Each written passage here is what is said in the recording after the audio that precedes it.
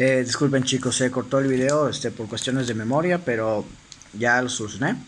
Eh, este video, pues, esta clase, perdón, va a ser en dos videos. Voy a tratar de ser aún más breve, ¿no?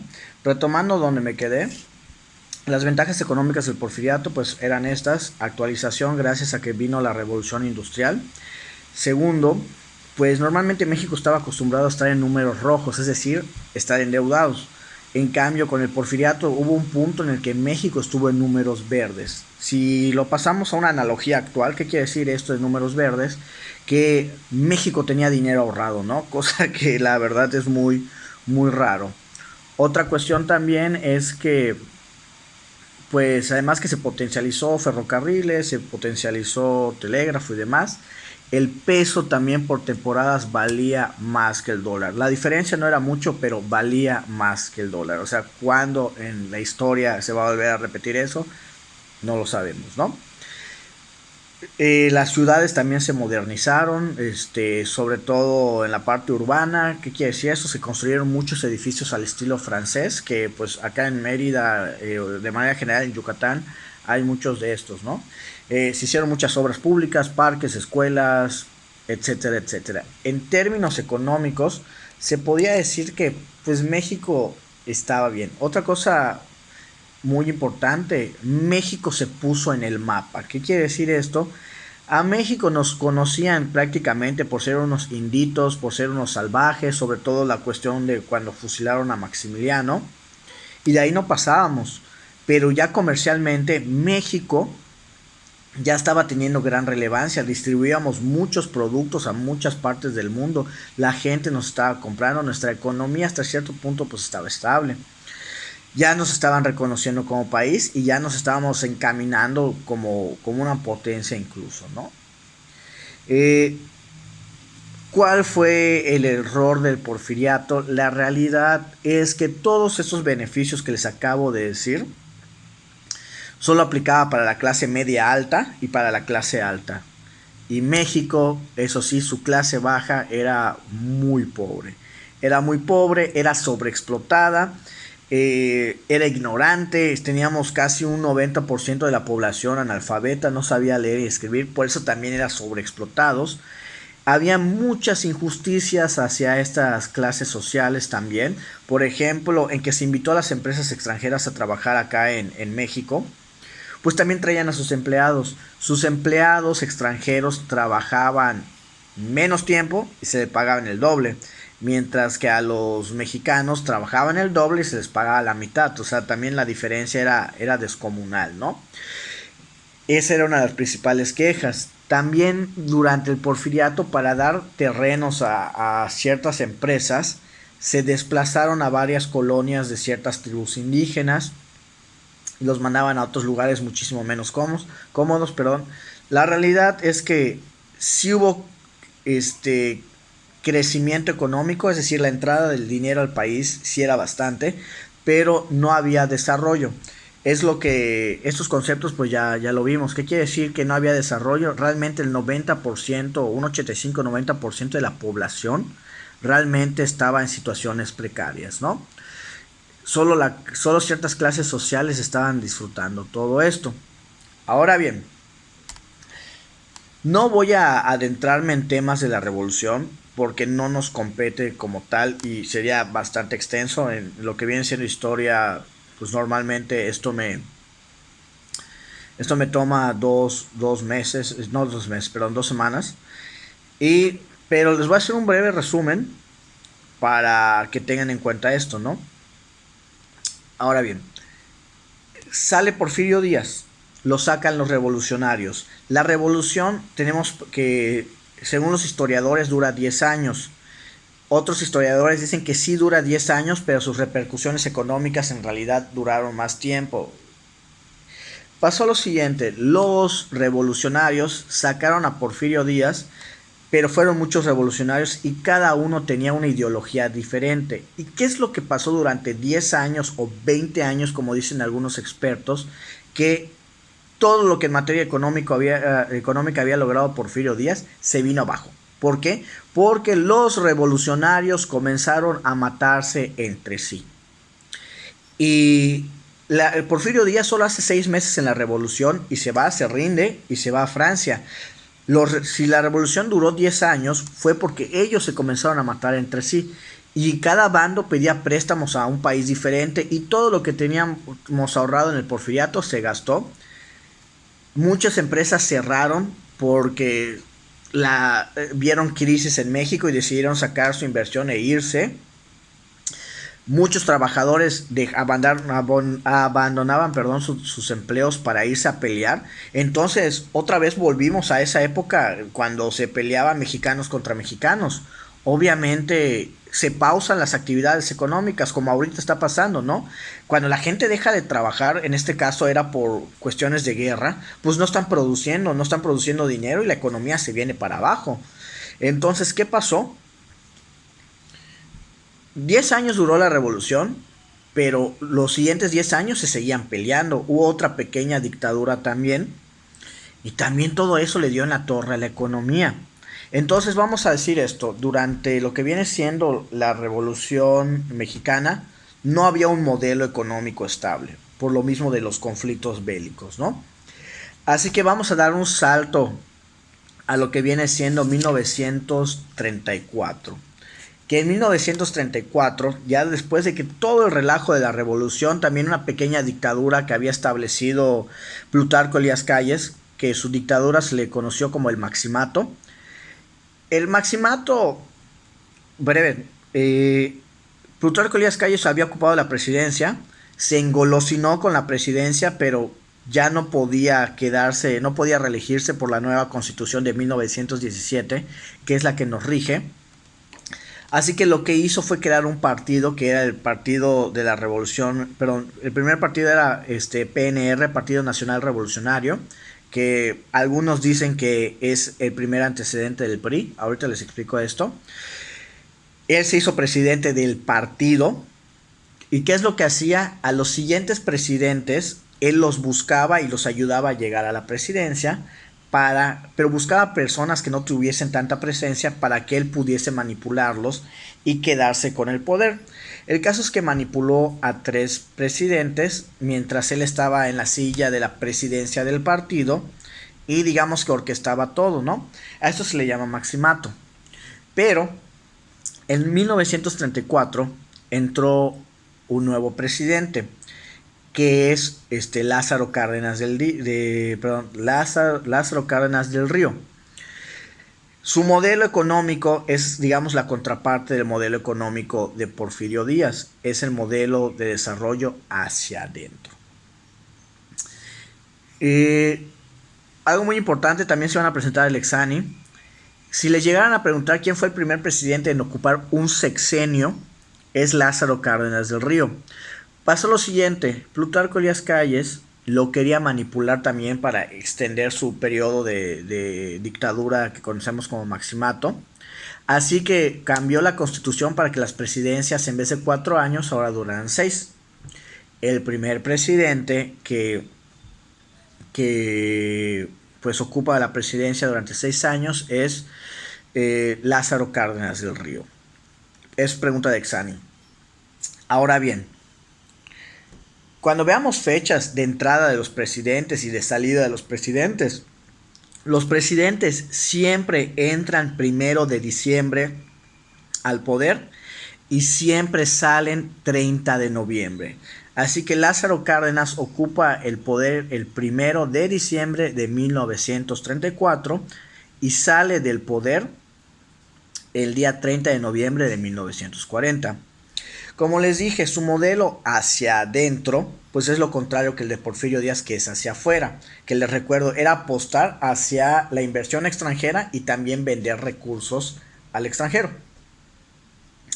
Entonces, el modelo hacia adentro es que nuestra economía no dependa de factores externos, sino que hacer que nuestra economía dependiera de factores internos. Eso es el modelo hacia adentro. ¿Por qué cambió el modelo Lázaro Cárdenas del Río?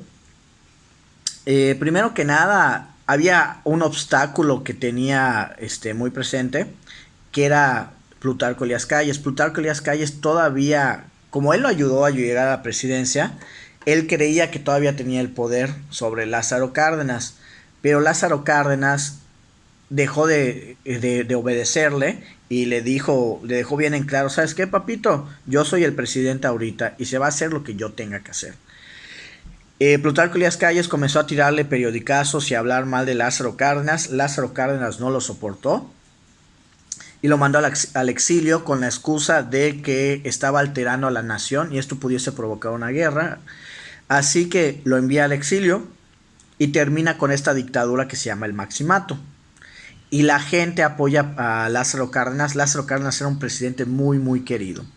De hecho, cuando habían huelgas, el problema entre Plutarco Elías Calles y Lázaro Cárdenas fue que había huelgas de trabajadores de la industria del petróleo que se seguían quejando que les pagaban más a los extranjeros. Plutarco Elías Calles le pidió a Lázaro Cárdenas que arreglara la situación, pero quería que la arreglara a favor de los inversionistas. Lázaro Cárdenas era de pensamiento socialista, que quería decir que quería garantizar que los derechos humanos y los derechos legales, fiscales, económicos, todos se cumplieran para todos. Entonces dice que iba a solucionar esta cuestión y al día siguiente sale en el periódico en primera plana, en primera fila, con los trabajadores que se fueron a huelga y los estaba abrazando, porque Lázaro Cárdenas era mucho de apoyar a la gente. Bueno, el caso es que se deshace de este señor, ¿no? Y comienza a trabajar en varias reformas para que el país comience a trabajar su propia economía y no ser dependiente del extranjero. Lo principal que comenzó a hacer, que una de las luchas de la revolución era el reparto agrario. Comenzó a repartir tierras para que los campesinos que habían sido desplazados ya tuviesen con qué trabajar y también con qué sostener, o sea, para que tengan una economía, primero que nada para ellos, sostenible para ellos, y también que comenzaran a producir para vender, ¿no? Ya no que vengan empresas extranjeras a explotar nuestro campo y que se vendiera y ellos recibieran mayor parte de la ganancia. Entonces, una de las primeras estrategias fue esta, el reparto agrario. La segunda estrategia que fue muy criticado fue la educación de tipo socialista, lo estableció en la Constitución. Eh, ¿Por qué? Porque el socialismo estaba en ese momento tomando, digamos que, una mala postura, porque ya se estaba avecinando la Segunda Guerra Mundial y la mayoría de los que considerábamos los villanos de la Segunda Guerra Mundial tenían aires de socialismo. Fue muy criticado, pero aún así se estableció durante esa temporada. Eh, Creó varios sindicatos, el principal es la CTM y también bueno, la CTM que pues hasta la fecha sigue vigente, que en sí la CTM es un sindicato muy grande que acapara sindicatos más pequeños, como que los arropa, ¿no? Digamos que es el papá de los sindicatos, ¿no? Pero por lo principal que es considerado Lázaro Cárdenas es por la expropiación petrolera. Algo antes que se me olvide, Plutarco Elías Calles creó el PNR, Partido Nacional Revolucionario. Como Lázaro Cárdenas ya no quería evidencia de Plutarco Elías Calles, deshace este partido y crea uno desde cero, que es el Partido de la Revolución Mexicana. Este sí vendría siendo más el antecedente de lo que conocemos hoy en día como el PRI. Pero pues digamos que lo creó Lázaro Cárdenas. Volviendo al punto de cómo inyectar ya más economía nacional gracias al modelo de desarrollo hacia adentro, una de las principales cosas fue la expropiación petrolera. ¿Qué quiere decir expropiar? Es cuando expropiar y nacionalizar son sinónimos. Es cuando el país adquiere, o el país o el gobierno federal adquiere empresas o recursos o tierras.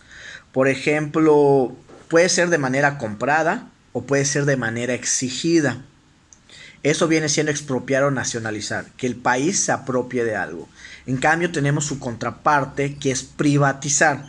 Cuando el país es dueño de algo y lo vende, se llama privatización. Por ejemplo, Telmex le pertenecía al país, pero años después lo vendió a Carlos Slim y a muchos empresarios más. A esto se le llama privatizar. Pero volviendo a esto, ¿qué viene siendo la expropiación petrolera? La industria del petróleo la seguía trabajando Inglaterra, la seguía trabajando Francia y una parte de Estados Unidos. Y nosotros solo ganábamos de los intereses, así que prácticamente nuestro petróleo estaba siendo más disfrutado, ese dinero de las ganancias, por los otros países.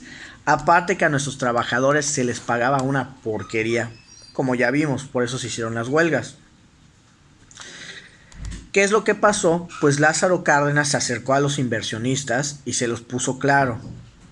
Tienen que pagarle una indemnización de 60 millones a los trabajadores si es que quieren seguir trabajando el petróleo en México. Obviamente, los inversionistas se quejaron, fueron a hablar con sus países para que sus gobiernos les apoyaran y todo. Pero pues Lázaro Cárdenas lo estableció así. El plan original de Lázaro Cárdenas era que no lo pagaran y así poder expropiar el petróleo. Y ya estaba creando lo que vendría siendo la reclamación de todo esto, ¿no? Para su mala suerte, los inversionistas sorprenden a Lázaro Cárdenas y sí terminan pagando la indemnización. Y como que Lázaro Cárdenas se sorprende porque sí quería nacionalizar el petróleo, ¿no? Pero pues como pagaron, pues no se podía hacer. Lázaro Cárdenas le dice, uy, chavos, como no esperábamos a que pagaran. La verdad es que ya reformamos la Constitución y ya está establecido que el petróleo mexicano solo puede ser trabajado por mexicanos y disfrutado por mexicanos. Es decir, disfrutado por cuestiones económicas. Los inversionistas se molestan, le piden ayuda a sus países. Esto pudo provocar una guerra. Sin embargo, Hitler ya estaba haciendo de las suyas en ese momento. Ni a Inglaterra, ni a Estados Unidos, ni a Francia les convenía tener a México como enemigo. Así que le dijeron, ¿sabes qué, Lázaro Cárdenas?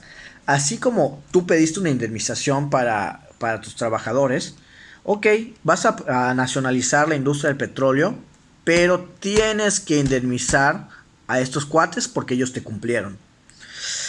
Y prácticamente se le agregó un cero a lo que nos habían pagado. Estaban pidiendo 600 millones de dólares. No, de pesos. Y la realidad es que el gobierno mexicano no lo tenía. Entonces Lázaro Cárdenas anuncia que se iban a nacionalizar el petróleo y obviamente todos felices, pero le dijo, la neta, tenemos que pagar la indemnización y no hay dinero. Lázaro Cárdenas invita a los ciudadanos a que si alguien tiene algo para contribuir, iba a ser más que bien recibido. Y como les dije, Lázaro Cárdenas es uno de los presidentes históricamente más queridos por la población. Así que se abrieron los palacios municipales, los palacios de gobierno, y la gente hacía filas y filas y filas para llevar su donativo y apoyar al presidente Lázaro Cárdenas. Los niños rompían sus alcancías ahí, hasta los campesinos que no tenían dinero llevaban animales para que si se pudieran vender o si les iba a servir para comida para los que estaban trabajando ahí. El caso es que el país se unió como nación y se logró recolectar la cifra que se esperaba. Y Lázaro Cárdenas paga la indemnización a los empresarios y se puede nacionalizar la industria del petróleo. Hay más puntitos que quizás retome la siguiente sesión. No quiero saturarlos, también por la cuestión de que el video se puede pausar en cualquier momento. Pero es esto. Modelo hacia afuera es traer inversión extranjera y también comenzar a vender nuestros productos afuera. Inversión hacia adentro es cuando comenzamos a fortalecer nuestras actividades económicas dentro de nuestro país. Prácticamente es el consumo local, que nosotros vamos a producirlo, nosotros vamos a consumirlo y si sobra vendemos, pero es eso, fortalecerlo desde lo nacional. Chicos, pues nos estaremos viendo en más sesiones de este tipo. Si llegan a tener alguna duda, con todo con toda confianza, tienen mi Facebook, también tienen mi correo y saben que siempre voy a estar a su disposición.